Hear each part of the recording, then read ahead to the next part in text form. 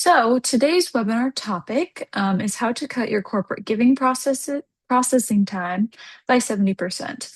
So this is mainly focused around grants and scholarship programs.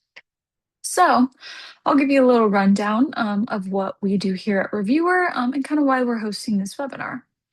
So, to start off, Reviewer is an applicant management software. So, what we do is essentially if you are taking any sort of application, we can run it here at Reviewer. So, we do grants, we do scholarships, we do award programs, we do different competitions, things like that. And the reason we're hosting this webinar today is because over the years here at Reviewer, we have run thousands of different scholarship and grant programs. So we've seen a lot of insights from a lot of our clients, and we've heard a lot of things from them. We've seen a lot of best practices, things that are working well, things that are maybe causing some issues and some trip up for them.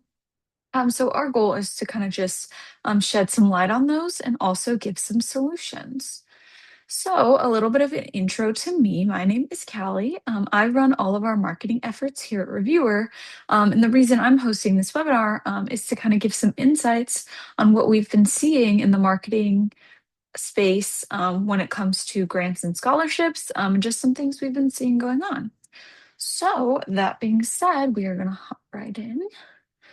Also, as I'm going along, the chat is open. So if you guys have questions, feel free to drop them in the chat. And at the end, I'll open it up for a little Q&A after I show all of our stuff. So we can have some more long-winded questions then. But to start off, I kind of want to break up this webinar into three different workflows, the three pieces. So the first one is the applicant experience. So those are the people applying to your different programs, really just focused around them. The second one is operations and administration. So that is probably you guys on this call. You guys are the ones running these programs, setting everything up for them, making sure they're running smoothly. So just go over kind of the operations end of things. Here at Reviewer, we understand that typically scholarships and grants are just a small piece of your responsibilities at your organizations. So we want these processes to be as seamless as possible for you so you can get on to other things. And then lastly is the review and selection. This could be what most people call their evaluators, their judges, their reviewers, the people who are actually reviewing your applications as they come in. Typically, we see that these are normally volunteers or other people in your organization that you have pulled to kind of help with this. So making the process super simple and easy for them is definitely a big focus in our webinar today. So that being said, I'm going to move right into it. So, like I said, our first workflow is the applicant experience. So I'm going to start with some of the bottlenecks that we've been seeing kind of holding up some of these scholarships and grant programs and some issues we have been seeing clients having when they're first coming into Reviewer before integrating with our platform.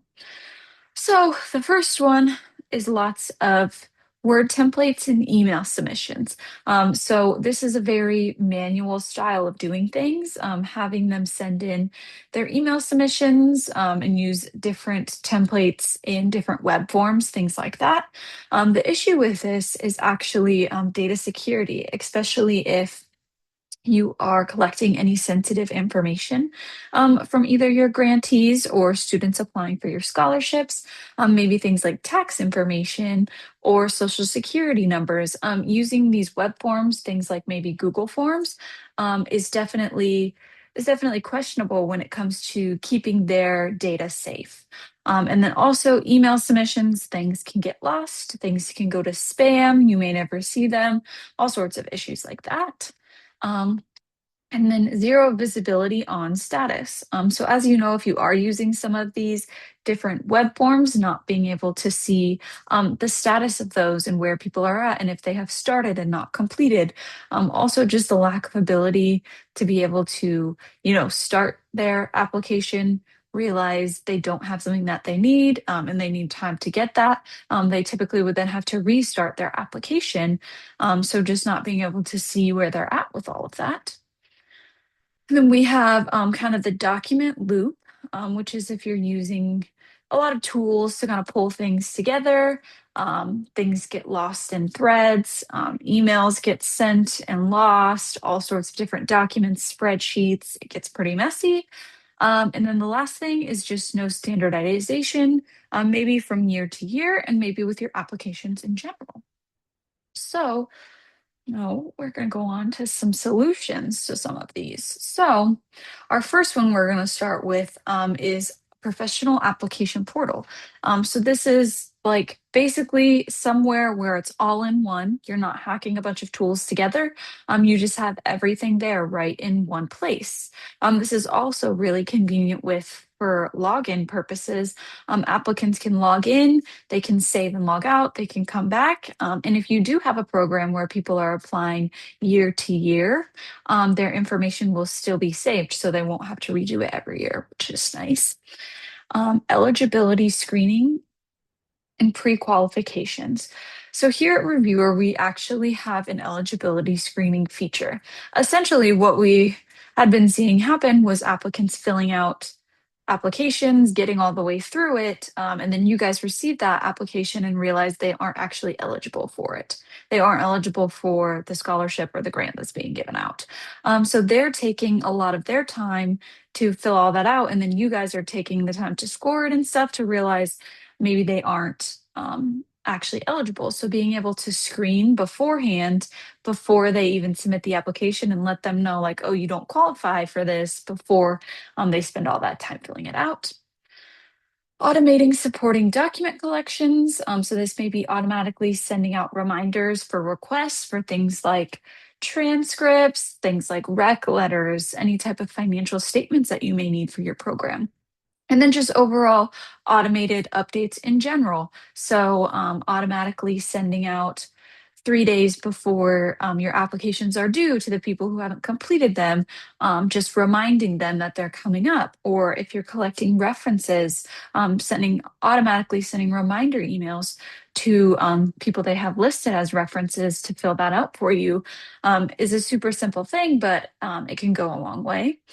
And then multi-device access, being able to save, log out, log in on your phone, your iPad, your computer. This is really valuable. I'm just living in 2025. People are always on the go, and kind of meeting the applicants wherever they are can be really convenient. And then last is just tracking, overall tracking of your program year to year, and then also the impact it's having on the people that do receive these grants or that do receive these scholarships. So being able to show that when your program is all said and done and go back to your organization and prove your impact through these reporting features is super important. So really quickly, I'm going to pop you into a little walkthrough of Reviewer to kind of show you some of these features and what they may look like actually laid out. So starting with your login, when you go into Reviewer, this would be your login page. They can create an account so then they can come back later as much as they want. And then fill out all sorts of their information to get started. And then you move on to a scholarship matching tool. So if you are giving out more than one scholarship or more than one grant, you can actually have them fill out a series of questions like these that will then match them up with which scholarships they are eligible. They can click multiple or just one, depending how you want to set that up. But then it shows them what they are qualified for and what will work best for them. So moving on, here's just some more examples of applications. Then clicking through, we just have some examples of different uploads, which are things like videos. And then down here we have um, some written pieces to the application. And then we also have some file uploads. Right, moving along. This is on your end where you can actually check where these applications are at. see where things are at, that type of thing.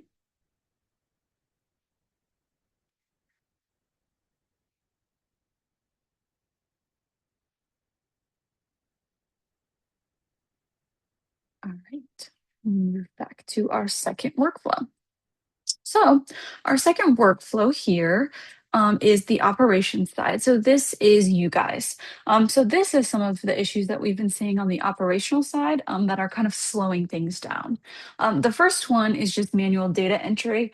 So, as you know, if you are moving things from spreadsheet to spreadsheet, scores, names, things like that, things typically get lost, leaving things up to human error, that sort of thing. And that's just also the issue with juggling multiple tools. So if you're using Excel, you're using email, you're using all these forms, trying to put those all together leaves quite a bit of room for error, and then also slows you down in this process. The next thing I wanted to touch on is just updating statuses across multiple systems, like knowing where things are at. Are they under review? Have they already been reviewed by judges? Updating things like that. And then just keeping up with tracking overall. Have things gone out? Have emails been sent? Those are some issues that we see some programs running into. And then here are some of our solutions. So a zero manual data entry. So when applications are submitted into reviewer, that is automatically done for you. All of the scores, all of their information. You don't have to move things from different places. It's all in one spot and it'll auto-populate for you. And then overall, just one centralized management system. Like I kind of said, it's all in one spot. And then you can actually move through multi-stage workflows. If you have things like semifinalists and things like that, they can come back, submit more forms, and keep that also all in one spot. And you can see both of their different pieces of the application together. And then just instant reporting analytics. You can pull these reports super quick and then have all of your impact information right there. Now I'm going to move over and show you a little bit of the admin side of Reviewer. So this is kind of what you would see as you're using Reviewer. So this is kind of your dashboard. So this just shows you overall where your program is at. So you can see here it has 198 days left until applications are closed. You can see how many have been accepted. You can see how many are incomplete, um, almost finished, pending, things like that. And then you also have a little timeline here, and then you can see notes from your judges, maybe other admin that you have involved, things like that. It's like we have a question.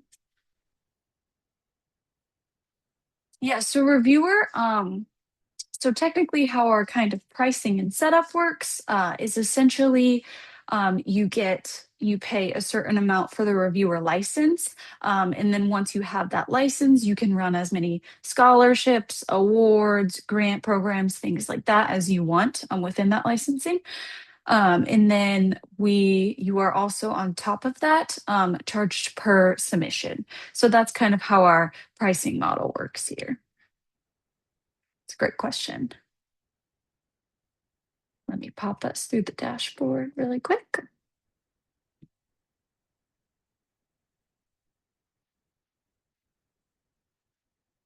All right, and then let's look at your end once the scholarships have actually been submitted.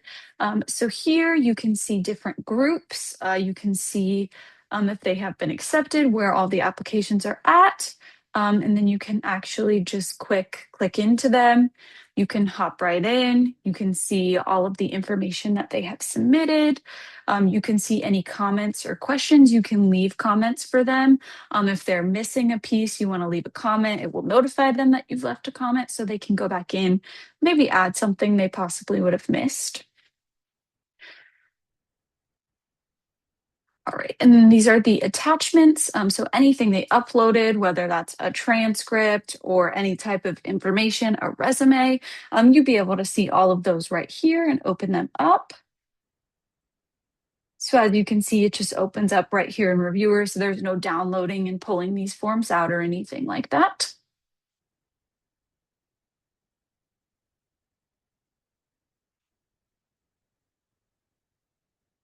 All right. And we also do have reference requests. So if your program is looking to take reference requests, you can also see that within this same spot. You'll be able to see the reference that was filled out about them, anything that was uploaded, things like that. So I'll move back into my slides. Right. So our third and final workflow is the judging or review and selection. So this is your reviewers. This is a piece that we often sometimes at reviewers see being missed. We sometimes forget about your judges, and typically when we see a lot of these judges are volunteer or just trying to help out from somewhere else in your organization, we really want this part of the process to be as seamless as possible. So they're not taking more time than they need. And then also, it can kind of be more manageable for them depending on if you're taking if they are evaluating 5 people versus 20 people, depending on how many they're doing, we really want just a quick, easy process for them. So some of the issues we're seeing it's just issues with lots of emails and emailing PDFs, different transcripts, things like that, as pieces of the applications to the judges. The issue with this is they're downloading them onto their computers. They're trying to look at their scorecard and rank these people along with all of these different pieces on their screen. It gets confusing. Things get lost. It also causes issues for judges depending on what they're using, if things are uploaded, maybe using Microsoft Word and they don't have Word on their computer, they have to convert the file, things like that get a little messy. Just toggling back and forth between everything can also get pretty messy for them. One thing we also see is inconsistent scoring. So typically we'll see maybe some judges are a lot tougher scorers than others. So kind of leveling that playing field comes to be a big issue. Um, and then and then we have just no room for judges to kind of deliberate with each other, maybe leave comments back and forth to judges or also to the applicant if you're wanting to give the applicant feedback when this is all done. Giving the opportunity for them to do that as well. So some of our solutions here are just one dedicated portal where they don't have to download anything. They can actually see um, the application and their scorecard right next to each other, so they can score as they're looking right at the application. They can also click through all the pieces of the application. They don't have to download everything. Everything is right there in Reviewer for them to look at. And then just standardization of evaluation rubrics. I'll show you that here in a second. And then being able to actually blind information.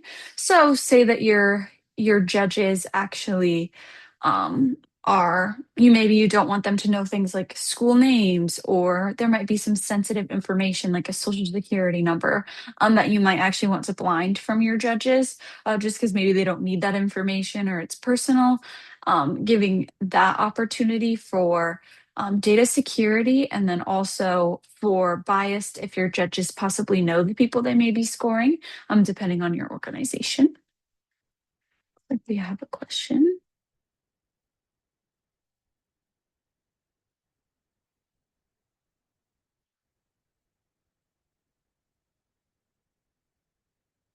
Oh, sounds good. No problem. I'm just going to keep on going here. Feel free to hop out if you need to, no problem. All right, so now I am going to move into the review and selection and just show you a little bit of what that looks like. So you have your different groups and divisions. So if you kind of want to group up your applicants into different sections, this is a spot where you can do that. Maybe you want to group schools together, things like that. That is an option. So you can kind of see which bucket they're in and then who is assigned to review them.